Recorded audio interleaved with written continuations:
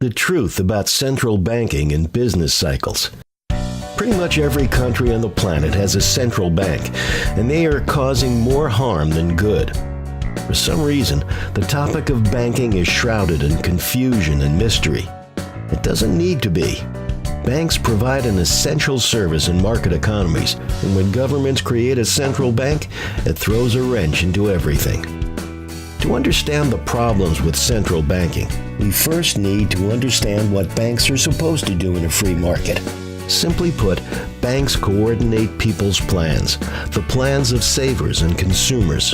As we already know, when somebody saves their money in a bank, it becomes available for an entrepreneur to borrow. But banking isn't just about paper changing hands. We've got to dig a little deeper. That money represents something, the ability to consume goods and services. When you have $1, you have the ability to purchase a candy bar. When you don't, you don't. Here's what that means.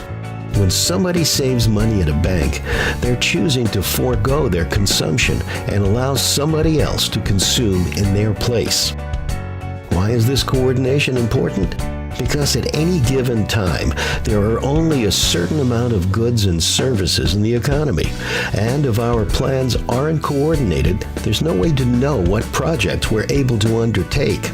Turns out, which projects entrepreneurs start is strongly influenced by the interest rate, how expensive it is to borrow money. In a free market, interest rates are determined by the balance between savers and consumers. The more people save, the more funds become available to lend, and the lower the interest rate. The less people save, the less funds available to lend, and the higher the interest rate.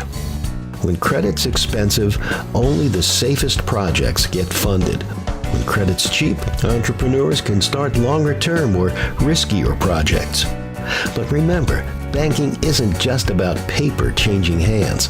When a developer needs money to construct a building, it's not the paper that he needs. It's what the paper represents, goods and services to consume in the short term.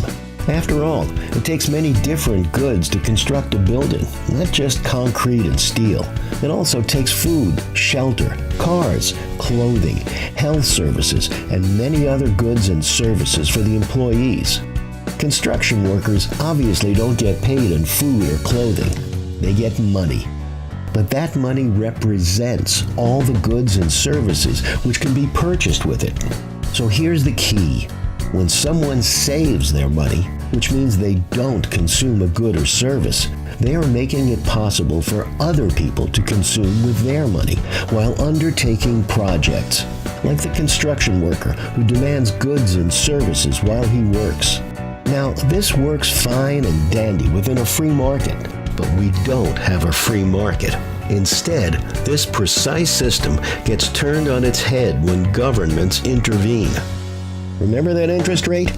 Well, when central banks meddle with it, it no longer represents the true relationship between savers and consumers. In fact, central banks often intentionally lower the interest rate to help stimulate the economy. How do they do this? By creating new money to inject into the economy. And sure enough, when the interest rate is artificially low, the economy tends to boom. Banks lend more as businesses undertake new and longer-term projects as they expand. Unfortunately, many of these loans turn out to be bad investments, and this boom is destined to bust from the start. Here's why. Instead of what happens in a free market, where one person's savings is another's consumption, loans not backed by savings result in both parties trying to consume at the same time. Legendary economist Ludwig von Mises called this overconsumption, and it leads to all kinds of problems.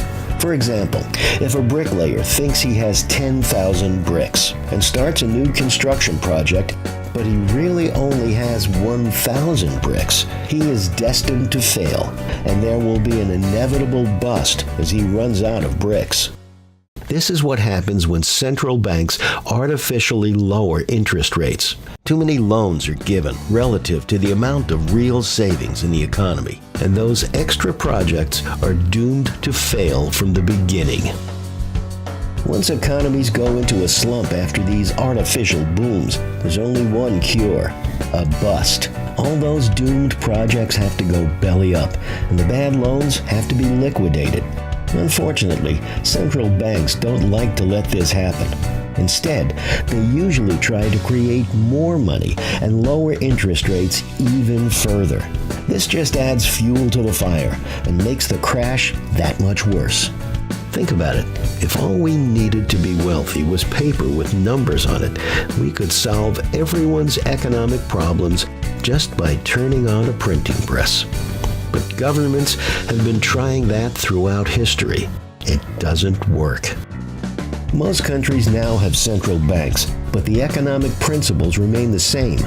We'd all be better off if the delicate dance between savers and consumers remained free from the meddling of central banks.